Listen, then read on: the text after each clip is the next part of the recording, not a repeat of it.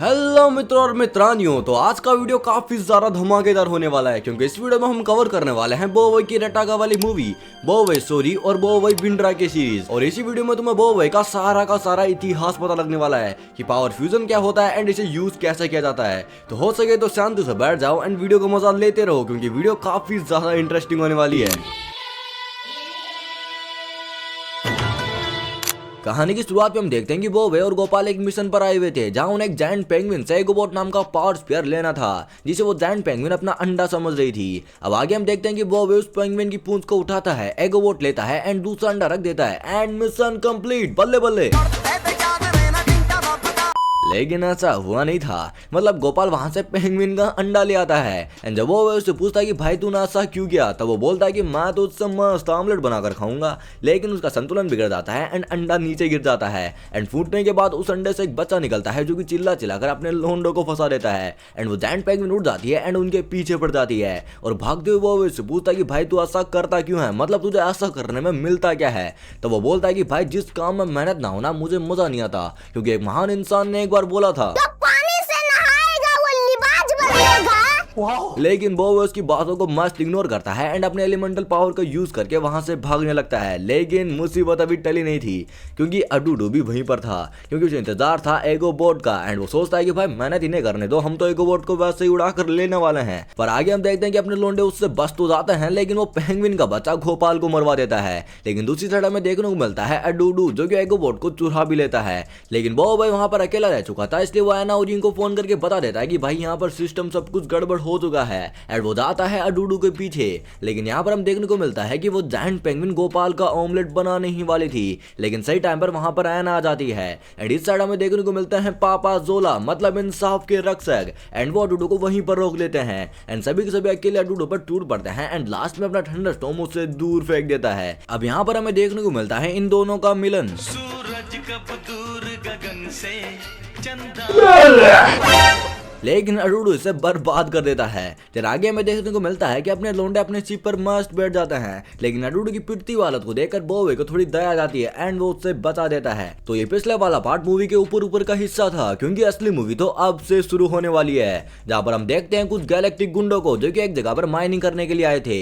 लेकिन तभी वहां पर उन्हें एक राक्षस टाइप का बंदा दिखाई देता है जो कि क्रिस्टल में फंसा हुआ था एंड तभी हमें एक बढ़िया सा ट्रांजिशन देखने को मिलता है एंड दिखा जाती है उस कैरेक्टर की हिस्ट्री, जहाँ पर 100 साल पहले उसकी एंड एक दूसरे बंदे की फाइट हो रही थी, जहां पर सामने वाला उसे आराम से पेल देता है एंड उसकी पावर को ओचोवर्ड नाम के पावर स्फीयर में सील कर देता है। अब तुम सोच रहे हो कि भाई ये क्या कर रहा है, इसमें ओचोवर्ड कहां से आ गया, तो ये तुम्हें स्टोरी के आगे पता लग जाएगा कि वो बंदा कौन था एंड उसका इससे क्या लेना देना है। तो आगे हम देखते हैं अपनी झोला गैंग को जो कि पावर स्फीयर को उसकी सही जगह पर रख देती है। लेकिन जब एडमायरल को यह पता लगता है कि बोवे ने अपना ज्यादा टाइम अडूडू को बचाने के लिए वेस्ट कर दिया, तब वो भड़क जाते हैं। लेकिन कमांडर उन्हें समझाते हैं कि ऐसा उन्होंने इंसानियत के नाते किया। लेकिन बाद में एडमायरल बोलते हैं कि भाई तुम्हें काम करते हुए बहुत ज्यादा दिन हो चुके हैं, इसलिए तुम अर्थ पर जाकर अब आराम भी कर सकते हो एंड वो उन्हें अर्थ पर छोड़ने के लिए चले जाते हैं। एंड इस साइड कद्दू गैंग रेटाका को बाहर निकाल देती है एंड उनका बॉस रेटाका से पूछता है भाई तू है कौन एंड रेटाका वाज लाइक अच्छा तो तू ये जानना चाहता है कि मैं कौन हूँ, हाँ? एंड वो वहां पर अफरा तफरी मचा देता है एंड बोलता है मुझे लगा नहीं था कि इतना कुछ होने के बाद भी मुझ में पावर बची होगी,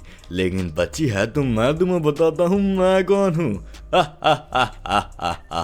एंड वो गोलगप्पा ये बात सुनकर समझ आता है कि भाई ये कौन है एंड वो उसे पूछता है कि क्या तुम रेटाका हो, द लेजेंडरी एलिमेंटल पावर के असली मास्टर। एंड उसके बात को सुनने के बाद ये टिंगू आता है एंड बोलता है लेकिन वो एलिमेंटल पावर तो बोवे की है ना। टिंगू की बात को सुनने के बाद रेटाका उसके बॉस को उठा लेता है एंड बोलता है कि मुझे बताओ कि बोवे कौन है एंड वो कहां पर मिलेगा, और अगर तुमने मुझे बता दिया तो मैं तुम्हें बहुत सारे क्रिस्टल भी दूंगा। एंड दूसरी साइड में देखने को मिलता है अडूडू जो कि हॉस्पिटल में भर्ती हो चुका था एंड यहाँ पर अपने लोंडे धरती पर आ चुके थे काफी लंबे समय के बाद एंड उन्हें लेने के लिए उनके पेरेंट्स भी वहीं पर थे। लेकिन क्या तुमने एक चीज को नोटिस किया, ये है पापा जोला की वाइफ, ये है यिंग की मम्मी, ये है एना की मम्मी, लेकिन इन मम्मियों के बीच गोपाल के पापा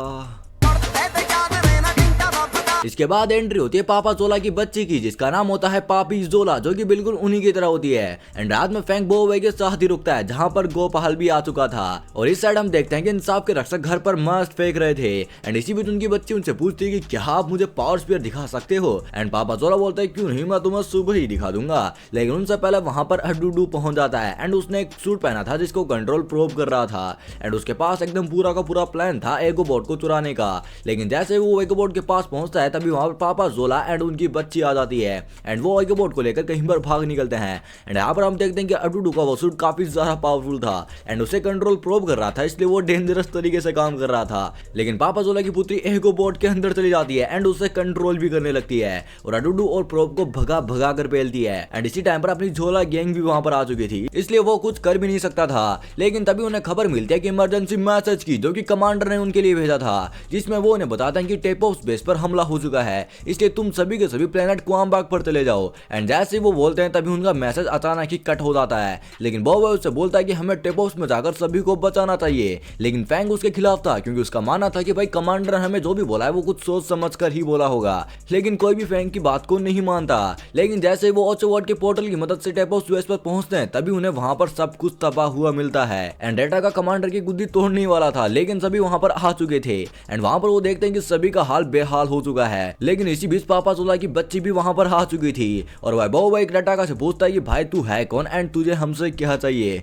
तभी वो बोलता है कि मैं हूँ रेटाका एंड मैं हूँ एलिमेंटल पावर का असली मास्टर, इसलिए मुझे तुम मेरी एलिमेंटल पावर वापस दे दो। और वो उसे पकड़ लेता है। लेकिन बोवे उसे अपने फायर एलिमेंट की पावर दिखाता है, जहाँ वो बोलता है तुमने अभी तक अपनी एलिमेंटल पावर का सेकंड टियर ही पार किया है, तो अभी मेरे पास जितनी पावर है उसकी हेल्प से मैं तुम्हें आराम से हरा सकता हूँ। अब ये सुनने के बाद बोवे उस पर बहुत सारे अटैक करता है, लेकिन वो सभी से बचता ही जा रहा था। देन वो यूज करता है सोलार ब्लास्ट का एंड इसे देखकर बोवे चौंक जाता है एंड समझ आता है कि ये कोई नॉर्मल बंदा नहीं है, इसे लड़ने के लिए मुझे अपनी पूरी की पूरी पावर लगानी होगी। एंड भाई रेटाका बहुत ही ज्यादा खतरनाक था एंड वो बोवे की गुद्दी तोड़ देता है एंड इसी के साथ वो अपने सहारे के सारे लोंडो को भी फेल देता है। लेकिन एंड टाइम पर बोवे अपनी सारी की सारी एलिमेंटल पावर को यूज करके उसे हराने की पूरी कोशिश करता है एंड यूज करता है सोलार ब्लास्ट का। लेकिन सोलार ब्लास्ट पड़ने पर वो सोलार की सारी पावर को अब्सॉर्ब कर लेता है एंड सोलार की सारी पावर उस पर समा जाती है एंड बोवे की सोलार पावर खत्म हो जाती है। मतलब बोवे के पास जो सोलार पावर थी वो अब उसकी नहीं रही, वो हो गई अब रेटाका की। एंड बोवे अब उस सोलार पावर का यूज भी नहीं कर पाएगा। अब सोलार की पावर को लेने के बाद वो और भी ज्यादा पावरफुल हो चुका था, इसलिए वो एक एक करके सारे एलिमेंट की पावर लेने लगता है। लेकिन बोवे के पास एक दो एलिमेंट बचे हुए थे एंड इसीलिए गोपाल आता है, उसे लेकर शिप में चला जाता है एंड रेटाका उसे रोकने की बहुत ज्यादा कोशिश करता है। लेकिन बोवे इन सभी को छोड़कर पोर्टल बनाकर वहां से भाग निकलता है एंड उनकी एंट्री होती है सीधे ही प्लेनेट क्वामबाग पर, जहां पर उनकी क्रैश लैंडिंग हो चुकी थी। और इधर रेटाका टेपोस बेस को तबाह करके वहां से निकल जाता है, जहां पर अपने लोंडे अभी भी थे। तो क्या वो मारे गए या फिर अभी भी जिंदा है, ये तुम्हें स्टोरी के आगे पता लग जाएगा। लेकिन इधर हम देखते हैं कि जैसे उनकी एंट्री होती है तभी वो एक एसिड में फंस जाते हैं, जहां पर उनकी शिप उस एसिड से भरने भी रखती है। लेकिन वो अपने आइस एलिमेंट का यूज करता है, जो कि अभी भी बचा हुआ था, और वो उसकी पावर को यूज करके कुछ देर के लिए सभी चीजों को जमा देता है एंड वो सभी के सभी वहां से निकल जाते हैं। लेकिन इसी शिप में अडूडू का इलाज हो रहा था, तो वो कहाँ गया? वेल अडूडू का पता हमें स्टोरी के आगे पता लग जाएगा। लेकिन इधर हम देखते हैं कि बोवे के पास अब कुछ ही एलिमेंटल पावर है एंड कमांडर ने उन्हें बोला था कि हैंक कासा नाम के आदमी के पास जाओ एंड उससे बातचीत करो। लेकिन रात होने के बाद वो एक जगह पर रुकते हैं, जहाँ पर उन्हें कुछ क्रिएचर्स दिखाई देते हैं, जिनका नाम होता है कैंग कोंग। एंड ये लाइट में तो एकदम स्लो होते हैं, लेकिन जैसे लाइट बुझती है या फिर लाइट खत्म होती है, वैसे इनकी स्पीड बहुत ही ज्यादा बढ़ जाती है। और उनसे बचने के लिए बोवे सोलार का यूज करता है, लेकिन सोलार तो है ही नहीं एंड इसलिए वो यूज करता है ब्लेज का, जो कि बचा हुआ था, लेकिन वो काफी ज्यादा कमजोर हो चुका था एंड इसीलिए ब्लेज थोड़ी देर के लिए रुकता है, लेकिन उसकी ब्लेज खत्म होने लगती है एंड कैंग कोंग उनकी गुद्दी चटकाने वाले थे। तभी वहां पर एक बूढ़े दादाजी आ जाते हैं, जो कि उन्हें बचाकर एक बढ़िया सी जगह पर लेके जाते हैं, जहां पर जब वो उड़ता है तब वो उनसे पूछता है कि भाई आप हो कौन? एंड वो उससे बोलते हैं तुम मुझे अपना बड़ा भाई बुला सकते हो। हाँ मैं मजाक कर रहा था, मेरा नाम है टोकासा। अब ये सुनने के बाद वो उनसे पूछता है कि क्या आप ही हैंक कासा हो? एंड वो बोलते हैं हाँ यार मैं ही हूँ। देन बॉब उन्हें सारी की सारी बात बताता है, जिन्हें सुनने के बाद वो बोलते हैं कि पहले रेटा का मेरा स्टूडेंट हुआ करता था, और बॉब को रेटा के खिलाफ लड़ने के लिए ट्रेनिंग देने में हाँ भी बोल देते हैं। लेकिन तभी हमें मिलाया जाता है अडूडू और प्रोब से, जो कि टोकासा के पास ट्रेनिंग कर रहे होते हैं। और अडूडू अपनी सारी की सारी याददाश्त भूल चुका था, क्योंकि वो पहले अपने लोंडो की शिप में था, लेकिन वो वहां से गिर जाता है एंड इसीलिए वो हमें वहां पर नहीं दिखा था। और भाई उस जगह पर अडूडू कड़ी मेहनत कर रहा था। लेकिन दूसरी तरफ हम देखते हैं अपनी झोला गैंग को, जो कि बच निकली थी। मतलब एंड टाइम पर जब सारे के सारे बॉम्ब फटे थे, तब उन्हें बचाने के लिए कैप्टन काइजू की एंट्री हुई थी। और भाई उन्हें बचाने के साथ साथ कैप्टन काइजू ने रेटाका के शिप पर ट्रैकर भी लगा दिया था। मतलब दिमाग तो देखो लोंडो का। लेकिन यहाँ पर हम देखते हैं कि रेटाका सबसे पहले प्लेनेट गुरु लैटन में जाता है एंड वहां पर जाने के बाद वो उस जगह की सारी इलेक्ट्रिक एनर्जी अब्सॉर्ब कर लेता है एंड सारे के सारे सोल्जर्स की गुद्दी भी नाप देता है। एंड जब फैंग और काइजू वहां पर पहुंचते हैं, तब सब कुछ एकदम तबाह हो चुका था। एंड एना ये देखकर बोलते कि रेटाका अपनी एलिमेंटल पावर को बूस्ट कर रहा है, हर प्लेनेट की एनर्जी को अब्सॉर्ब करके। जैसे प्लेनेट गुरु लैटन पर इलेक्ट्रिक एनर्जी पाई जाती है, इसलिए उसने सारी की सारी इलेक्ट्रिक एनर्जी को यूज करके अपने थंडर पावर को और भी ज्यादा बूस्ट कर लिया। और वो बोलते कि मेरे हिसाब से अब रेटाका प्लेनेट बाकुगन या फिर प्लेनेट रिम्बारा पर जाने वाला है, वहां की पावर को अब्सॉर्ब करने के लिए। वहीं दूसरी तरफ हमें दिखा जाता है अपने लोंडो को, जिनकी ट्रेनिंग शुरू हो चुकी थी, और उनका फर्स्ट मिशन होता है इस जिंदे पेड़ से फल को तोड़ना एंड दूसरा होता है इस गुफा के सबसे बड़े कैंग कोंग को बाहर निकालना, जिसका नाम होता है किंग कैंग कोंग। एंड उसे बाहर निकालने के लिए वो वहां पर जाती भी है, लेकिन गोपाल की वजह से किंग कैंग कोंग उड़ जाता है एंड वो सारे के सारे कैंग कोंग को उठा देता है एंड सारे के सारे उनके पीछे पड़ जाते हैं। लेकिन फिर भी वो वहां से बाहर निकल जाते हैं, लेकिन वो फेल हो चुके थे, क्योंकि उन्होंने किंग कैंग कोंग को बाहर लाया ही नहीं था। वहीं दूसरी तरफ रेमस को बॉब की लोकेशन का पता चल जाता है एंड वो अपनी लीफ एलिमेंटल पावर को और भी ज्यादा बूस्ट करने के लिए प्लेनेट रिम्बारा पर जाने की सोचता है, जिसका अपने लोंडो को पहले ही पता लग जाता है। एंड वो वहां पर पहले पहुंचकर वहां के लोगों को वहां से निकालने की कोशिश करते हैं, लेकिन रेटाका तब तक वहां पर आ चुका था एंड वो उन पर ध्यान नहीं देता है एंड उस प्लेनेट की सारी पावर को अब्सॉर्ब कर लेता है। एंड रेटाका का जो लीफ फॉर्म था वो और भी ज्यादा बूस्ट हो चुका था। एंड जैसे जाने की बारी आती है, तभी रेटाका उसे रोकने की कोशिश करता है, लेकिन एना और रिंग और फैंग मिलकर उसे वहीं पर रोक देते हैं। एंड उन्हें बचाने के लिए कमांडर उनके लिए एक पावर स्पीयर आर्मो बोट को भेजता है, जिसके अलग अलग पार्ट उन्हें अगर लग जाते हैं। एंड अपने फैंग को मिलता है आर्मो बोट का हेलमेट, जो कि पावरफुल था, लेकिन फैंग को थोड़ा अच्छा नहीं लग रहा था। अब उस आर्मर को पहनने के बाद उनकी पावर में थोड़ी बहुत वृद्धि होती है एंड वो रेटाका को खतरनाक टक्कर भी देते हैं। लेकिन भाई तुम्हें भी पता है सामने रेटाका था एंड इसलिए वो उन्हें पहलकर अपने पास ही रख लेता है। एंड अगर मैं तुम्हें सच बताऊं तो एलिमेंटल पावर का असली यूज करना सच में रेटाका जानता है, क्योंकि उसके पास भी वो पावर थी एंड उसी पावर को वो खतरनाक तरीके से यूज करता आया है। एंड बॉब को मैंने इस तरह से यूज करते हुए आज तक नहीं देखा एंड सोच रहा हूँ शायद देख सकता हूँ, शायद देखूं तो मजा आ जाएगा। एंड दूसरी तरफ हम देखते हैं अपने लोंडो को, जो कि खतरनाक तरीके से ट्रेनिंग कर रहे होते हैं एंड वो एक एक करके सारी मिशन को कंप्लीट भी कर लेते हैं। एंड लास्ट में हैंग कासो ने चैलेंज करते हुए बोलते हैं कि अगर तुम दोनों ने मिलकर मेरी लकड़ी पर लगाया क्रिस्टल ले लिया तो मैं तुम्हें पास कर दूंगा। बाल तुम्हें डोगी की आवाज आई आती है। देन अपने लोंडे हैंग कासा से भिड़ जाते हैं एंड उस टाइम पर बॉब की एजिलिटी एंड पावर बहुत ही ज्यादा तेज एंड खतरनाक हो चुकी थी एंड गोपाल अपनी पावर का यूज करके उस क्रिस्टल को बाहर से निकाल देता है एंड लास्ट में बॉब उसे पकड़कर मिशन को कंप्लीट भी कर लेता है। एंड भाई ये चीजें बहुत ही ज्यादा फास्ट तरीके से हुई थी, मतलब इसे एक्सप्लेन करना चाहूँ तो भाई ये 2-3 सेकंड का मामला था। लेकिन तभी हैंग कासा बोलता है तुम्हारी ट्रेनिंग कंप्लीट हुई, लेकिन अब मुझे मेरी फीस चाहिए। लेकिन बॉब उनसे पूछता है सर जी अगर फीस चाहिए तो वो मुझे पहले बोलते हैं, अगर आपको पैसा चाहिए तो मैं तुम्हें दे सकता हूँ। लेकिन हैंग कासा बोलते हैं भाई मुझे पैसा नहीं चाहिए, फीस मतलब मुझे तुम्हारी पावर चाहिए। एंड वो उसे पकड़कर उसकी सारी की सारी पावर अब्सॉर्ब करना शुरू कर देता है। एंड यहीं पर आता है कहानी में असली ट्विस्ट, मतलब हैंक ऐसा क्यों ही कर रहा है। लेकिन तभी वहां पर एंट्री होती है पापा जोला एंड उनकी बेटी की एंड उन सभी के सामने वो बताते हैं पूरी बात, जहां वो बोलते हैं कि पहले मैं क्रिस्टल एलिमेंट का मास्टर हुआ करता था। देन वो स्टार्ट करते हैं अपनी स्टोरी को एंड वो बोलते हैं कि पहले मैं रेटाका का बचपन का जिगरी यार था, लेकिन एक दिन हमें 2 पावर स्पीयर मिले जिनकी हेल्प से मैं क्रिस्टल एलिमेंट का मास्टर बन गया। एंड रेटाका को भी एक पावर मिली थी जिसको लेने के बाद वो पावर लेने के लिए और भी ज्यादा लालची बन गया था एंड उसने बाकी 500 एलिमेंट की पावर ले भी ली थी। एंड लास्ट में वो मुझसे मेरी पावर लेने के लिए आया था, लेकिन उस टाइम पर मैं बहुत ही ज्यादा खतरनाक था, इसलिए मैंने उसे पेल दिया एंड उसकी पावर को ओचोवॉट में सील कर दिया। एंड अपने लोंडो को उनकी सारी की सारी बात समझ आ जाती है एंड उन्होंने वो वैसे पावर ली नहीं थी, बल्कि उसकी पावर को बस चेक ही किया था। लेकिन इसी बीच उन्हें रेटाका का एक मैसेज आता है जहां वो बोलता है मुझे लगा नहीं था कि तुम अभी भी जिंदा बचे होगे, लेकिन अगर बच ही चुके हो तो मेरा अगला शिकार ये प्लेनेट होने वाला है, तो आओ और रोक लो मुझे। अब उसके बाद सुनने के बाद अपने हैंक कासा ओचोवोट का पोर्टल बनाते हैं एंड पहुंच जाते हैं उस जगह पर जहां पर रेटाका आने वाला था एंड वो वहां पर आ भी चुका था, जो कि हैंक कासा को आते ही पहचान लेता है एंड उन पर हमला भी बोल देता है। एंड तभी हमें दिखा जाता है हैंक कासा का पावर स्पीयर, जो कि था क्रिस्टल बोर्ड, एंड उसे पहनने के बाद वो खतरनाक बन जाता है एंड रेटाका से भिड़ने लगते हैं। एंड यहाँ पर पापी जोला एगो बोर्ड का यूज करती है एंड उन्हें वहां से निकाल देती है। अब आगे हम देखते हैं कि हैंक कासा की उम्र हो चुकी थी, इसलिए वो अपनी पावर का ज्यादा यूज भी नहीं कर पा रहे थे। और तभी रेटाका उन्हें दिखाता है अपनी टेम्पेस्ट पावर, जो कि बहुत ही ज्यादा खतरनाक एंड डेंजरस दिख रही थी। और भाई हैंक कासा को वो पेलने ही वाला था, लेकिन तभी वहां पर बोबोवे आ जाता है। बोबोवे का सामना रेटाका से था, जो कि उसे बांध देता है। एंड इस साइड पापा जोला बाकी लोगों को बचाने के लिए चले जाते हैं, लेकिन तभी वहां पर विलन्स की एंट्री हो जाती है एंड उन्हें बचाने के लिए अडूडू आता है। और भाई इस टाइम पर अडूडू एकदम गजब तरीके से लड़ रहा था और भाई वो बाकी तो पेल देता है, लेकिन ये लड़की बच जाती है जिसे अडूडू पसंद करता था। लेकिन लास्ट में वो लड़की उसका पोपट बनाकर उसे भी पेल देती है। अब यहाँ से आगे हमें दिखा जाएगा असली एक्शन, जहाँ पर हम देख देंगे हैंक कासा बोबोवे को बचाने के लिए उससे बार बार पिटते ही जा रहे थे। और हैंक कासा बोबोवे से बोलते हैं कि तुम्हारे पास अभी भी 2 एलिमेंटल पावर है, तो तुम मुझसे हरा सकते हो, क्योंकि मैंने रेटाका को बस एक ही एलिमेंटल पावर से हराया था और मुझे तुम पर पूरा का पूरा विश्वास है कि तुम ये कर सकते हो। लेकिन तभी रेटाका हैंक कासा का काम तमाम कर देता है और उनकी जो क्रिस्टल एलिमेंटल पावर थी वो भी उनसे छीन लेता है। और इसी साइड में दिखा जाता है पापा जोला को, जो कि एगोबॉट की हेल्प से बाकियों को पेलने लगते हैं। एंड सभी को मरता हुआ देखकर बोबोवे को बहुत ही ज्यादा गुस्सा आ जाता है एंड वो यूज करता है डुओ स्प्लिट का एंड बुलाता है फायर एंड आइस को एंड दोनों को फ्यूज करके वो बन जाता है बोबोवे फायर फ्रोस्ट। अरे अभी जो बोला था ना फायर फ्रोस्ट, वो फ्रोस्ट फायर है, वो गलती से बोल दिया, ठीक है। एंड वो बहुत ही ज्यादा पावरफुल हो चुका था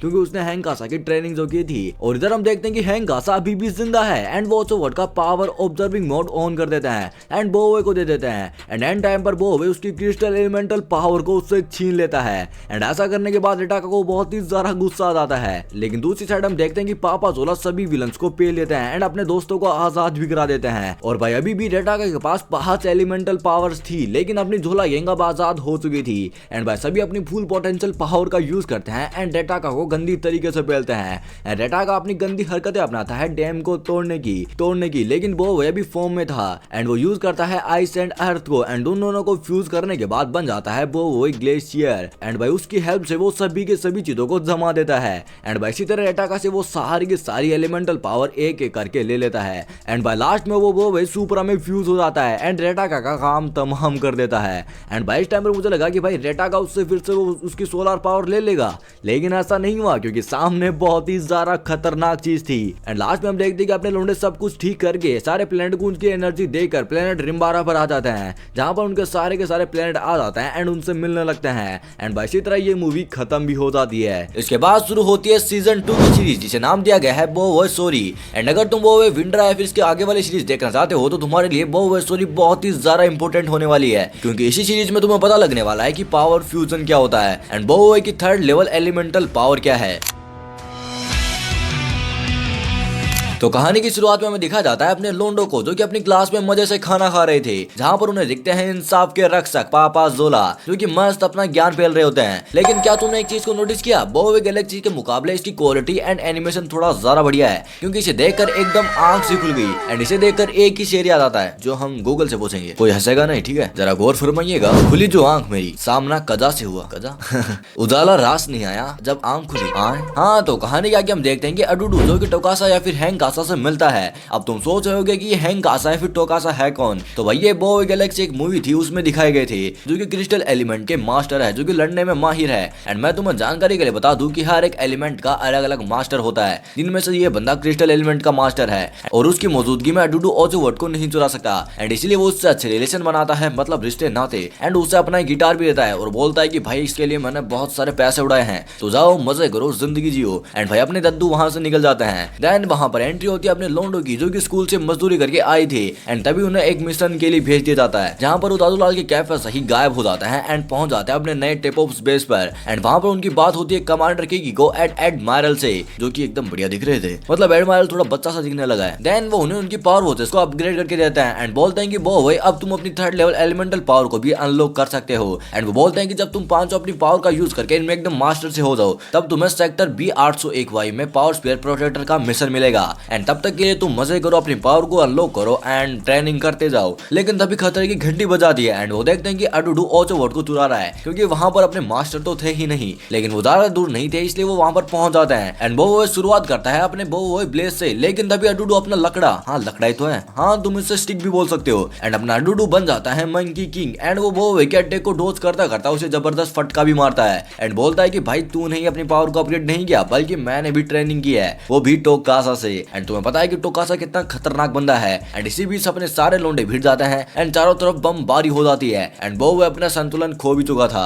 लेकिन इस बार अपना अडुडू भी फॉर्म में था। फिर वो सभी वहां से भागकर निकल जाते हैं, लेकिन रास्ते में अडुडू ओचोवर्ड में एक चिप डाल देता है, जिसके कारण वो उसकी टेलीपोर्टल पावर को कंट्रोल करने लगता है। लेकिन उस टाइम पर अपने लोंडे ओचोवर्ड को तो बता लेते हैं, लेकिन अडुडू वहां से भाग निकलता है एंड उस चिप को लेकर भी। फिर इसके कुछ दिनों बाद हम देखते हैं कि अडुडू एक डिवाइस बनाता है, जिसमें वो वही चिप डालता है जो कि उसने ओचोवर्ड को चिपकाकर वापस ली थी, एंड उसकी हेल्प से अब वो टेलीपोर्टल बना सकता है कहीं भी आने जाने का। एंड वो सोचता है प्लेनेट रिमारा पर जाने का, एंड वहां पर जाने का वो एक टेलीपोर्टल बनाता है, लेकिन वो स्पेस में ही कहीं अटक जाता है। लेकिन अपने वो की शिप उसे प्लेनेट रिमारा पर पहुंचा देती है। लेकिन अपने लोंडे जाते हैं टोकासा के साथ एंड वो गहरम नाम के एक पेड़ से मिलते हैं एंड टोकासा उन्हें बताता है कि गहरम एंड वो एक टाइम पर जिगरी यार थे। वो उससे यहाँ पर आने का मेन उद्देश्य बताता है एंड बोलता है कि सर जी मुझे आगे बढ़ने के लिए अपने थर्ड लेवल एलिमेंटल पावर को अनलॉक करना होगा, एंड सबसे पहले मैं शुरू करूंगा वो लिप से, सो प्लीज तुम मुझे ट्रेनिंग दो आगे बढ़ने के लिए। देन उसकी बात सुनने के बाद गहरम हंसते हुए बोलता है कि भाई तुम जिस बंदे की तलाश में आए हो वो इस दुनिया में है ही नहीं, मतलब वो बंदा कब का चल गया एंड मैं उसका कुक हुआ करता था।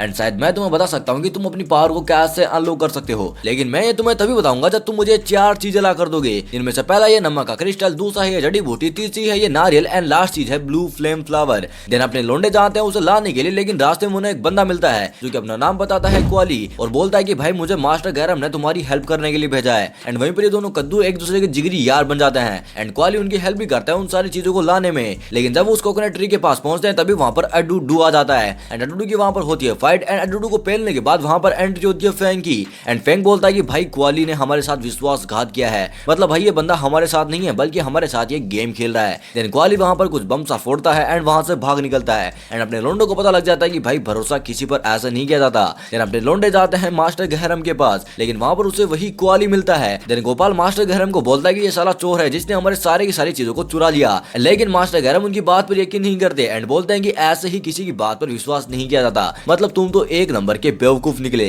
एंड वो बोलते हैं कि तुमने जो भी चीज लाई थी वो दिखाओ। देन वो देखते हैं कि बोवे के पास बस 2 आइटम ही है, लेकिन क्वाली के पास 4 आइटम्स हैं। एंड वो देखने के बाद मास्टर गहरम बोलते हैं कि भाई ये कंपटीशन तो क्वाली तुम जीते एंड मैं तुम्हें जो चाहिए वो दे सकता हूँ। लेकिन तभी वहां पर एंट्री हो जाती है अपने मास्टर टोकासा की एंड वो बोलते हैं कि अपने लोंडो को एक चांस तो मिलना ही चाहिए। देन गहरम बोलता है कि तुम दोनों के बीच एक और कंपटीशन करवाना चाहिए जो कि होगा कुकिंग का, मतलब तुम्हारे पास जो भी आइटम है उनसे तुम्हें खाना बनाकर खिलाना होगा एंड जिसका बढ़िया होगा उससे ही मैं वो चीज दूंगा जो उसे चाहिए। देन अगले दिन होती है उनकी कुकिंग बैटल शुरू, जहां वो अपने सारे एलिमेंट की मदद से जल्दबाजी में खाना बनाने लगता है एंड सब कुछ चौपट कर देता है। एंड दूसरी तरफ हम देखते हैं क्वाली को जो कि एकदम आराम से शांति से खाना बना रहा था एंड उसके खाने में खुशबू भी एकदम अलग आ रही थी, मतलब मुझे नहीं गोपाल को। लेकिन जब लास्ट 4 मिनट बचे थे तभी वहां पर दादू लाल आ जाता है, वो भी ओचोवर्ड के पोर्टल की मदद से एंड वो उसे बताते हैं कि जो भी खाना बनाना है उसे शांति से बनाना होगा, मतलब इसे घोल घपाला करने से कुछ भी नहीं होगा। देन अपना लोंडा एकदम शांति से सोचता है एंड वो अपने फायर एंड वाटर एलिमेंट को मर्ज कर लेता है, मतलब इसे फ्यूजन बोला जाता है एंड हर फ्यूजन का अलग अलग नाम होता है और इसीलिए इस फ्यूजन का भी एक नाम है जो कि तुम्हें स्क्रीन पर दिख रहा होगा। देन अपना वो एकदम शांति से एंड तरीके से खाना बनाता है एंड खाना रेडी होने के बाद बारी आती है उसे टेस्ट करने की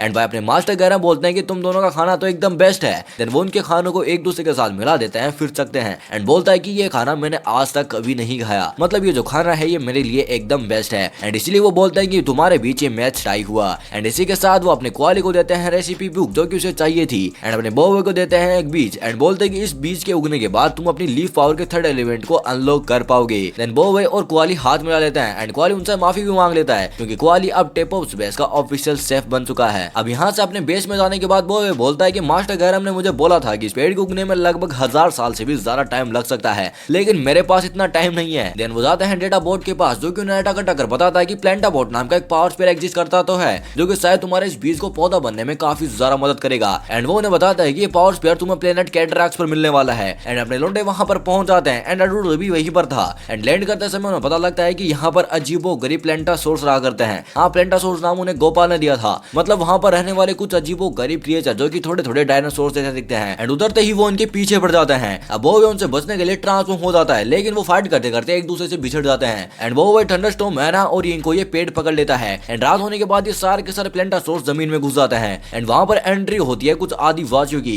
जो कि उन्हें पकड़ कर ले जाते हैं एंड दूसरी तरफ हम देखते हैं वो सोलार, लीफ और यंग को जो कि अपने मस्त आगे बढ़ रहे होते हैं और आगे हम देखते हैं कि वो सभी आदिवासी लोग अडुडू को अपना मास्टर मान रहे थे क्योंकि अडुडू के जो पूर्वज थे उन्होंने इस प्लेनेट को प्लेंटाबोर्ड नाम का पावर स्फीयर दिया था जिसके कारण ये जो प्लेनेट है एकदम हरा भरा हो सका एंड यहाँ पर जीवन उपलब्ध हो सका एंड अपने लोंडो को सजा सुनाने के बाद वो वहां से निकल जाता है उस पावर स्फीयर को लाने के लिए लेकिन अपने लोंडे पहले ही वहां पर पहुंच चुके थे लेकिन दरवाजे के अंदर एक और दरवाजा था जो कि अपने लोंडो से नहीं खुलता है लेकिन तभी वहां पर एंट्री होती है अडुडू की एंड अडुडू खोलता है उससे अपने एंटीना से मतलब वो जो दरवाजा था उसके एंटीना के साइज का ही था क्योंकि उसके पूर्वज ने तो बनाया था देन अपने लोंडे उन आदिवासियों से पीछा छुड़ाकर वहां से भाग निकलते हैं लेकिन सभी के सभी अपना रास्ता भटक चुके थे एंड इसलिए उनके पास जो ट्रैकर थे वो उसका यूज करते हैं एंड सभी के सभी आपस में मिल भी जाते हैं देन उन्हें दिखाई देता है अडुडू एंड उसके पास वो पावर स्फीयर भी था एंड अडुडू अपने लोंडो को पेलने के लिए उसमें एक बीज डालता है जिसके अंदर से खतरनाक सा मोस्टर बाहर निकलता है जो कि अपने लोंडो को पकड़ लेता है एंड लास्ट में बचे थे बस वो लीफ एंड सोलार एंड वो उससे भिड़ने लगते हैं एंड इसी के साथ वो अपने अटैक का कॉम्बिनेशन बनाकर उन सभी को वहां से निकाल लेते हैं लेकिन वो मॉन्स्टर बहुत ही ज्यादा बड़ा होता जा रहा था एंड वो उनकी शिप को भी पकड़ लेता है एंड भाई इस टाइम पर वो मॉन्स्टर एकदम किंग कॉन्ग जैसा दिख रहा था लेकिन उस किंग कॉन्ग की बढ़ती हुई पावर को देखकर वो सोलार और लीफ फ्यूज हो जाता है एंड उनकी फ्यूजन पावर को नाम दिया जाता है वो सोरी एंड शायद इसलिए इस सीरीज का भी यही नाम रखा गया फ्यूज होने के बाद वो काफी ज्यादा पावरफुल हो जाता है एंड उस किंग कॉन्ग से भिड़ने लगते हैं एंड उसी टाइम पर यिंग और गोपाल जाकर उस प्लेंटाबोर्ड को भी ले आते हैं एंड एट लास्ट वो यूज करता है अपने सोरी ब्लास्ट को जो कि उस मॉन्स्टर को एकदम खत्म ही कर देता है एंड वहां से उस पावर स्फीयर को लेकर चले जाते हैं। अब इसके खत्म होने के बाद शुरू होती है वो यूनिवर्स की सबसे पावरफुल एंड खतरनाक सीरीज जिसे नाम दिया जाता है वो विंड्रा। कहानी की शुरुआत हम देखते हैं अपनी झोला गैंग को जो कि मिशन से वापस आ चुकी थी। अब वो सोच रहा था कि वो कैसे अपनी नई एलिमेंटल पावर को अनलॉक कर सकता है। माँ कसम इस बार तुम्हारा भाई थर्ड लेवल एलिमेंटल पावर को मास्टर करके दिखाएगा। यार 2 सीजन बीत चुके अभी तक लोगों को थर्ड लेवल एलिमेंटल पावर के नाम पर बाबा जी का ठुल्लू ही मिल रहा है। लेकिन तभी वहां पर एंट्री होती है फैंग के शिप की जिसे एना और जिंग चला रहे थे एंड पता लगता है कि फैंग उनको स्पेसशिप चलाने का इंचार्ज बना हुआ है एंड इन्हें देखकर ये लग रहा था कि शायद ये कोई ऑटो रिक्शा चला रहे हैं। अब ऐसा देखकर फैंग यंग को फेल कर देता है एंड देन बारी आती है एना की जो ये बोलती कि भाई मैंने 75 बार इसका मैनुअल रट लिया है लेकिन परिणाम एकदम सेम था। फिर बाद में आता है गोपाल जो कि बोलता है कि चलो उसे मैं उड़ा कर देखता हूँ एंड वो लुंडा बिना किसी की मदद के आराम से उसे उड़ाना सीख भी लेता है। अब जैसे ही वो घर जा रहा होता है तभी उसे रास्ते में एक स्पेसशिप नजर आता है जिसमें से एक बंदे की एंट्री होती है जो कि गोपाल से पूछता है कि क्या तुम्हें पता है कि बॉबी बॉय कौन है? एंड ये सुनने के बाद गोपाल उसे बोलता है क्या बॉबी बॉय? अरे बॉबी बॉय नहीं वो बॉय है। एंड ये सुनकर वो उसे पकड़ कर ले जाता है। अब वही बंदा बॉबी को मैसेज भेजता है एंड बोलता है कि अगर तुम्हें गोपाल को बचाना है तो पार्क में अकेले आ जाओ। अब अपना लोंडा निकला असली जिगरी यार इसलिए वो पार्क में अकेले जाता भी है। वहीं दूसरी तरफ हम देखते हैं अडुडू को जो कि अपनी टेलीपोर्टल वॉच को सही कर रहा होता है जो कि पिछले पार्ट में टूट गई थी। तुम्हें पता होगा, अगर देखा है तो, नहीं देखा है तो डिस्क्रिप्शन में लिंक जाकर देख लेना। एंड वो उसे ठीक करने की कोशिश करता है लेकिन उसमें एक स्पेयर पार्ट की कमी थी जिसे लाने के लिए वो बेगो को फोन करता है। एंड दूसरी तरफ हम देखते हैं कि वैसे वो बंदा मिलता है एंड अपना नाम बताता है मारीपर्स जो कि वैसे बोलता है कि तुम्ही ने तो रेटाका को मारा था एंड इस पूरी धरती में सबसे ज्यादा पावर तुम्हारे ही पास है, तो आओ लड़ो मुझसे एंड इस गोलगप्पे को बचा कर ले जाओ। लेकिन तभी वहां पर एंट्री हो जाती है फैंग की जो कि उसे अब चुपके बचा रहा था एंड मारीपोस उसे देख लेता है एंड बोलता है कि तू आधा पहले तू मुझसे भिड़ ले। अब यहाँ हम देखते हैं कि फैंग मारीपोस को कोई गली का गुंडा समझ रहा था लेकिन मारीपोस उसे दिखाता है कि लोंडे में कोई बच्चा नहीं हूँ एंड वो दिखाता है उसे अपनी इल्यूजन की पावर जिसे देखकर फैंग वाज लाइक और वो फैंग को एक खतरनाक सा घुसा मारता है एंड फैंग जस्ट बेहोश। देन बारी आती है बोबोय की एंड बोबोय यूज करता है अपनी थंडर एलिमेंटल पावर को एंड दिखाता है उसे अपनी असलिटी। लेकिन मारीपोस भी इल्यूजन का बाप था जो कि उसके अटैक से बार बार बचता ही जा रहा था एंड इसी के साथ मारीपोस साइक्लोन पावर भी यूज कर रहा था जिसके कारण गोपाल खुल जाता है एंड वो एना और रिंग को फोन कर देता है एंड इन सभी चीजों के बारे में बता देता है। देन वो वहां पर जा ही रही थी लेकिन रास्ते में एक मोहतरमा की एंट्री हो जाती है। फिर सीन शिफ्ट होता है उनकी फाइट की तरफ जहां वो यूज करता है अपनी साइक्लोन पावर को एंड दोनों एक दूसरे को खतरनाक तरीके से टक्कर दे रहे थे लेकिन वो साइक्लोन एकदम फास्ट एंड पावरफुल था इसलिए वो उसके अटैक से आराम से बचता ही जा रहा था। और जब उन दोनों के फाइनल अटैक की बारी आती है तभी वहां पर यिंग और याया उन्हें रोक लेती है। फिर बाद में उन्हें पता लगता है कि भाई वो विंदारा प्लेनेट की राजकुमारी है जिनका नाम है प्रिंसेस कुपेतेरी एंड उन्होंने मारीपोस को बोवे की पावर को टेस्ट करने के लिए भेजा था कि लोंडे में दम है या फिर नहीं। एंड वो बोवे से सीधे बोल देती है कि मुझे मेरी टेम्पेस्ट एलिमेंटल पावर वापस दे दो एंड ये सुनकर आई वाज लाइक तुम्हारी टेम्पेस्ट एलिमेंटल पावर। लेकिन आगे देखने में मुझे पता चला कि हाँ यार पावर तो इसी की है, एंड तुम्हें भी आगे देखने में पता चल ही जाएगा। अब भाई ये सुनने के बाद मेरा खून एकदम खतरनाक तरीके से खोल चुका था, एंड मेरा मन बोलने लगा कि क्या टेम्पेस्ट पावर वापस आई है, वही पावर जिसके लिए बॉब ने दिन रात इतनी ज्यादा मेहनत की थी, इतने सारे लोगों से भिड़ा था, दिन रात जागा था, एंड इसके लिए उसने इतना ज्यादा टाइम दिया था। और अगर एक सेकंड के लिए तुम्हें पावर दे भी दे तो शायद तुम इसे अपने प्लेनेट को बचाओगी या फिर अपने घर को बचाओगी, लेकिन अपना लोंडा पूरी की पूरी गैलेक्सी को बचा कर रखा है। एंड प्रिंसेस स्कूपीडो ने जितनी जल्दी ये बात बोली कि टेम्पेस्ट पावर दे दो, मैं उतनी जल्दी बोलता हूँ नहीं मिलेगी भाई, टेम्पेस्ट पावर नहीं मिलेगी। और मैं ये चीज एक्सपेक्ट कर रहा था वो भाई बोलेगा, लेकिन लोंडा सुनता जा रहा था एंड चुपचाप मूर्ति की तरह खड़ा था, जैसे बेचारे को शौक लग चुका हो। एंड भाई लड़ो अपने लिए, कहीं पर भी हो, कहीं पर कुछ भी बात हो तो अपने लिए स्टैंड लो कि तुम क्या हो, तभी लोगों को पता चलेगा कि भाई तुम भी कुछ हो। लाइक लोग तुम्हारे बारे में तब बोलते हैं जब तुम सुनते हो। लाइक ऐसा नहीं कि कुछ भी कोई भी बोले तो सुनो मत, हाँ सही चीज बोल रहा है तो सुनो, लेकिन अगर तुम्हें लगता है कि बंदा गलत है तो अपने लिए स्टैंड लो। तो आज का ज्ञान यही खत्म, अगला ज्ञान अगले वीडियो में। और इसी बीच हमें दिखा जाता है डूडू को, जो कि बेगो को अपने बेस पर बुला लेता है, एंड वो बोलता है कि मैं तुम्हें ये स्पेयर पार्ट 20 सेट्स में दे सकता हूँ। एंड यहाँ हम देखते हैं कि अपनी झोला गैंग प्रिंसेस के साथ उनके प्लेनेट विंदारा पर जा रही होती है, जब बॉब उनसे पूछता है कि आपने हमें अपने प्लेनेट पर क्यों बुलाया। देन वो उन्हें अपनी पावर की मदद से कुछ चीजें दिखाती है, जहाँ वो देखते हैं कि पहले विंदारा एकदम खतरनाक जगह हुआ करती थी, एकदम सुख शांति से भरी जगह है, लेकिन एक दिन रेटा का वहां आ जाता है जिसने मुझसे मेरी एलिमेंटल पावर छीन ली, जिसके बाद मैं ककून में चली गई ताकि रिकवर हो सकूं। और मैंने प्लेनेट की रक्षा का जिम्मा एक भरोसेमंद इंसान रामोस को दिया था, लेकिन जब मैं 100 साल बाद उठी थी तब मैंने देखा कि रामोस ने सब कुछ बदल दिया है। मतलब उसने विंदारा को एक नरक से भी खतरनाक जगह बना दी है, सारे लोगों को कब्जे में कर लिया है, एंड विंदारा की भूमि पर खतरनाक तरीके से व्यापार करने लगा है। लेकिन लेकिन लेकिन अब तुम सोच रहे होगे कि भाई पावर तो रेटा का ने ली थी, बॉब का इसमें क्या लेना देना। तो भाई होता कुछ ऐसा कि रेटा का एक खतरनाक विलन हुआ करता था, जो कि सारे जो एलिमेंटल मास्टर है उनको जाता मारता, उनकी पावर को ले लेता। लेकिन एक बार उसका सामना हुआ था अपने क्रिस्टल एलिमेंट के मास्टर टोकाबा से, एंड उन्होंने उसे पेल दिया, एंड उसकी जो पावर हुआ करती थी उस अपना जो ओचोवर्ट है ना उसमें सील कर दिया, एंड वो ओचोवर्ट की जो पावर थी वो बॉब के पास आ ही जाती है। लाइक इनडायरेक्ट रूप से ये जो पावर है वो अपनी प्रिंसेस स्कूपीडो की है। तो अब तो तुम समझ गए होंगे। अब ये सब देखने के बाद अपनी झोला गैंग समझ चुकी थी कि भाई बात है क्या, लेकिन जैसे वो विंदारा प्लेनेट के पास पहुंचते हैं तभी रामोस को खबर लग जाती है, एंड वो भेज देता है अपनी सेना को, एंड रामोस की सिपाही उनकी शिप पर हमला बोल देते हैं एंड उसे पकड़ लेते हैं। एंड जब तक वो उनके पास पहुंचते तभी सारे के सारे सैनिक आ चुके थे, जो कि एकदम टिड्डे जैसे लग रहे थे, एंड गोपाल उनसे डर भी रहा था। लेकिन उनमें से अचानक 2 लोग और आते हैं, जिनमें से ये पिंक वाली का नाम है सबेला एंड इस नीले वाले का नाम है चकाला।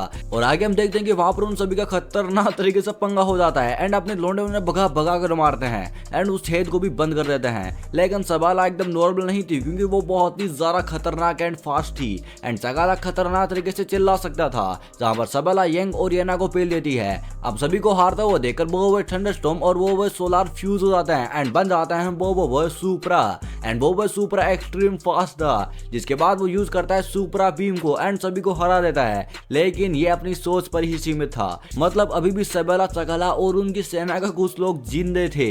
मतलब ये सब चीजें देखने के बाद मुझे लगा कि यार ये इतनी सारी पावर यूज करने के बाद भी ऐसा क्या हो रहा है। लेकिन बॉब में प्रोटीन की कमी होने की वजह से फैंग एंड प्रिंसेस स्कूपीडो से साइड में ले जाते हैं, एंड बाकी लोग दूसरों से भिड़ रहे थे। अब यहाँ पर हम देखते हैं कि प्रिंसेस स्कूपीडो उन्हें एक अलग स्पेस में बिठाकर वहां से भेज देती है, एंड खुद पकड़ी जाती है। एंड जाने से पहले वो बॉब को बोलती है कि अगर तुम इस गैलेक्सी के सच्चे प्रोटेक्टर हो तो भाई तुम्हें विंदारा को भी बताना होगा। एंड वहां से जाने के बाद अपने लोंडे गिरते हैं सीधे एक रेगिस्तानी जगह पर, जहां पर वो बोलता है कि अगर मैं प्रिंसेस स्कूपीडो को सारी पावर दे देता तो शायद आज हमारे साथ ऐसा कुछ नहीं होता, एंड वो शायद प्लेनेट विंदारा को भी बचा सकती थी। लेकिन मैंने ऐसा नहीं किया, एंड ये जो भी हुआ है वो सब मेरी ही वजह से हुआ है। लेकिन फैंग उसे थोड़ी शांत बना देता है, एंड बोलता है कि भाई तूने जो भी कर सकता था वो तो तूने किया था, लेकिन जो हो चुका वो हो चुका, अब इसे हम बदल नहीं सकते। लेकिन अब तुम्हें अपनी थर्ड लेवल एलिमेंटल पावर को अनलॉक करना होगा एंड उसे पेलना होगा।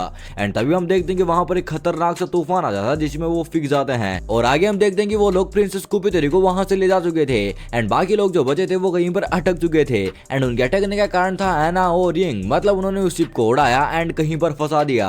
लेकिन दूसरी तरफ हमें देखने को मिलता मिलता है एडुडू, इसे वो स्पेयर पार्ट मिल चुका था एंड उसके हेल्प से वो अपनी टेलीपोर्टल वॉच को एकदम सही कर लेता है एंड उससे टेलीपोर्टल भी बनाता है एंड उसकी एंट्री सीधे होती है प्लेनेट विंदारा पर। लेकिन उसकी जो एंट्री होती है वो एकदम अंधेरी जगह पर होती है, मतलब उसे खुद नहीं पता था कि वो कहां पर आ चुका है। वहीं आगे हम देखते हैं कि फैंग और बो भाई तूफान से घिरे पड़े थे एंड उनकी सारी की सारी जो एनर्जी थी वो खत्म भी हो चुकी थी। लेकिन फिर भी बो अपने एलिमेंटल पावर का यूज करता है एंड उसकी पावर कम होने की वजह से उसके फर्स्ट स्टेज ही सामने आते हैं, क्योंकि बंदे में प्रोटीन की कमी थी एंड एनर्जी भी खत्म हो चुकी थी। लेकिन फिर भी वो लौंडे काम करते हैं एंड फ्लाई जाता है एक ढंग की जगह को ढूंढने के लिए ताकि वो रात गुजार सके। लेकिन रास्ते में अपने लोंडों को कुछ बच्चे पकड़ लेते हैं एंड उन पर धावा बोल देते हैं एंड वो उन्हें लेकर जाते हैं पुराने से पहाड़ के अंदर जहां पर उन्हें फ्लाई मिलता है एंड वो उनसे बोलता है कि इन बच्चों को मैं नहीं भेजा था तुम्हें लाने के लिए। अब वहां पर अपने लोंडे मजे करते हैं, राइड करते हैं एंड चीजों को समझते हैं। लेकिन अपना फैंग थोड़ा ज्यादा गुस्से में था, मतलब उसे चीजें समझ नहीं आ रही थी। उसे लग रहा था कि भाई चीजें हमें ऐसे करनी है और तुम यहाँ पर बच्चों के साथ खेलने में पड़े हो। लेकिन तभी हम देखते हैं कि वहां पर चंदा मांगने के लिए रामोस का मैन हैंड आ जाता है एंड वो एक उड़ने वाला टिड्डा ही था, मतलब टिड्डे तो उड़ते ही हैं। अब उसके आने के कारण वो लोग वो वही और फैंग को कहीं पर छिपा देते हैं। लेकिन वो टिड्डा उन बच्चों को मजदूरी करवाने के लिए ले जा रहा था एंड जैसे ही वो बच्चों को ले जाने की कोशिश करता है तभी अपने लोंडे वहां पर कूद जाते हैं एंड भाई इस बार लोंडे गुस्से में थे एंड वो अपनी जो पावर का यूज करते हैं वो उनके लिए काफी होती है। मतलब वो मैन हैंड था इसलिए मुझे लगा कि भाई इसमें कुछ ना कुछ तो पावर होगी, ये अपने बोबो को कुछ ना कुछ टक्कर देगा। लेकिन फैंग उससे उसकी औकात दिखा देता है एंड उसे एक रैकेट मार के पेलता है एंड इसी बीच उसका नाम हमें पता लगता है कैप्टन मैरस है। हाँ, कैप्टन मैरस है। अब उसे हराने के बाद बोबे के पास बाकी लोगों का मैसेज आता है जहां वो बाकी लोगों को अपनी लोकेशन भेजकर वहां पर बुला लेता है।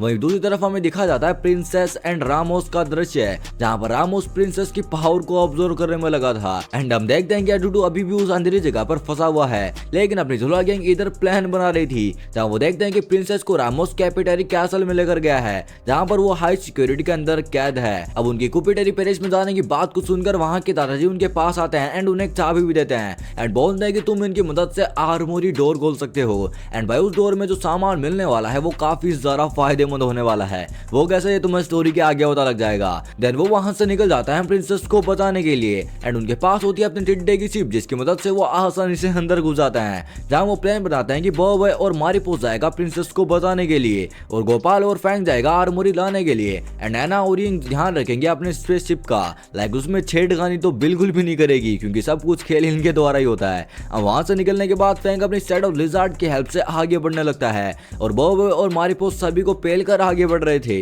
लेकिन आगे हम देख देंगे फैंग जिस दरवाजे को खोलता है उसी में प्रोप और एडुडू भी थे एंड वहां से वो एक पेटी लेते हैं एंड टेलीपोर्टल बनाकर वहां से भाग निकलते हैं एंड किसी को पता भी नहीं चलता कि भाई यहाँ पर कोई था भी। लेकिन अपने लोंडो को वहां पर कुछ आर्मर्स मिलते हैं जिनको लेकर वो आगे बढ़ने लगते हैं। लेकिन इसी बीच हम देखते हैं एना और रिंग को जिनके पास एक मैसेज आता है जिसके थ्रू उन्हें पता लगता है कि भाई वो प्लान में फंस चुके हैं। मतलब वहां के सेना के जो अधिकारी थे वो उन्हें भी अपने अधिकारी ही समझ रहे थे, इसलिए वो उन्हें मैसेज भेजता है जिसके थ्रू उन्हें पता लग जाता है कि भाई गेम अपने खिलाफ ही चला गया है। और भाई उन्हें पता लगने के बाद वो बाकी लोगों को इसके बारे में सूचित करते हैं लेकिन बहुत ज्यादा देर हो चुकी थी और वहां पर एंट्री होती है अपने टिड्डे की जिसके पास एक खतरनाक बॉडी बिल्डर जैसा जीव भी था जो कि पहले प्रिंसेस का रक्षक हुआ करता था बट अब उसे कंट्रोल करता है रामोस एंड भाई इसकी पावर एकदम नेक्स्ट लेवल थी क्योंकि भाई ये जीव एक ही घुसंड में अपने लोंडो को पेल देता है। और यहाँ हम देखते हैं कि इन लोगों ने सामान कुछ ज्यादा ही ले लिया था जिसके कारण इनकी लिजार्ड गिर जाती है एंड बाकी लोगों को इनके बारे में पता लग जाता है। लेकिन एना और इनकी सही टाइम पर एंट्री हो जाती है एंड वो इन्हें बचा लेती है। और आगे हम देखते हैं कि बोवे को रामोस के सामने प्रस्तुत किया जाता है जहां वो देखता है कि भाई रामोस ने प्रिंसेस की बहुत सारी पावर ले ली है एंड वो बोवे के सामने एक डील रखता है एंड बोलता है कि लाडले यहाँ से चला जा, मैं तुझे छोड़ दूंगा एंड तुम्हारी अर्थ को भी कुछ नहीं करूंगा अगर तुम चले जाओगे तो। लेकिन इधर हम देखते हैं कि फैंग और गोपाल का खतरनाक तरीके से चक्का जाम हो चुका था क्योंकि वो स्पेसशिप के बाहर ही लटक चुके थे जिसे एना और रिंग चला रही थी। लेकिन गोपाल को एक बढ़िया सी पोजीशन मिल जाती है जिसकी मदद से वो खतरनाक तरीके से काम करना शुरू कर देता है। लेकिन बेचारे फैंग की हालत बहुत ही ज्यादा खराब थी। लेकिन इसी बीच फैंग उन्हें सही तरीके से स्पेसशिप उड़ाने का इंस्ट्रक्शन देता है जिसकी मदद से वो शिप को आराम से कंट्रोल करते हैं एंड बाकी सारी की सारी शिप्स को पेल देते हैं। लेकिन यहाँ पर हम देखते हैं कि बॉब उनसे भिड़ने की सोचता है जब वो पहलवान उस पर खतरनाक तरीके से भागता आता है एंड पत्थर मारता है। लेकिन इसी इसी टाइम पर अपनी झोला गैंग की एंट्री हो जाती है, जो कि एकदम खतरनाक एंट्री थी। एंड इसी बीच वो अपने लोंडे को पहना देते हैं बाकी सारे के सारे आर्मर्स। मतलब ये आर्मर पहनाने वाला जो सीन था ना, मतलब भाई गजब था, मतलब देखकर बढ़िया लगा। अब आर्मर पहनने के बाद उसकी पावर एकदम बूस्ट हो जाती है। एंड ऐसे आर्मर बाकी सभी लोगों ने भी पहने थे, लेकिन एक आर्मर की कमी होने की वजह से फैंग एंड गोपाल को एक ही से काम चलाना पड़ता है। अब बात रही कि भाई आर्मर आए कहां से, तो राजा जी, फैंग एंड गोपाल जिस आर्मोरी डोर से सामान लाने गए थे वो सामान आर्मर ही था। एंड उनमें से एक अडुडू ने चुरा लिया था, मतलब वो पेटी लेकर गया था, उसमें शायद आर्मर हो सकता है। और भाई आर्मर पहनने के बाद वो उन्हें अपने असली पावर का पोटेंशियल दिखाते हैं। एंड वो जैसे अपने एलिमेंटल पावर को चेंज करता है तभी उसके आर्मर की डिजाइन एंड स्वॉर्ड भी बदल जाती है। देन हमें देखने को मिलती है वो यूनिवर्स की सबसे शानदार बैटल। और भाई रैमोस भी इसमें हिस्सा लेने वाला था। एंड उसके पास एक पावर स्पीयर जैसा कुछ था जिसकी मदद से वो कुछ करने लगता है। और यहाँ पर हम देख देंगे सबेला और सकाला फिर से वहां पर आ चुके थे। और हम देख देंगे एना और रिंग उसे तो पेल देती है, लेकिन सबेला अभी भी वहीं पर थी। एंड भाई उसकी स्पीड बहुत ज्यादा थी, इसलिए उन्हें थोड़ी दिक्कत का सामना करना पड़ रहा था। और उसे हराने के लिए यिंग अपनी पावर का यूज करती है और एना की स्पीड को 2x बढ़ा देती है। एंड भाई उस टाइम पर सबेला, एना और रिंग की पावर एकदम समान हो चुकी थी, मतलब एकदम बराबर। एंड भाई दोनों मिलकर सबेला का भी काम तमाम कर देते हैं। और भाई इस टाइम पर मेरी रिस्पेक्ट इन दोनों के लिए और भी ज्यादा बढ़ चुकी थी कि भाई लड़कियां काम तो आ रही है, लेकिन अपने लोंडे इस पहलवान से डर कर भाग रहे थे।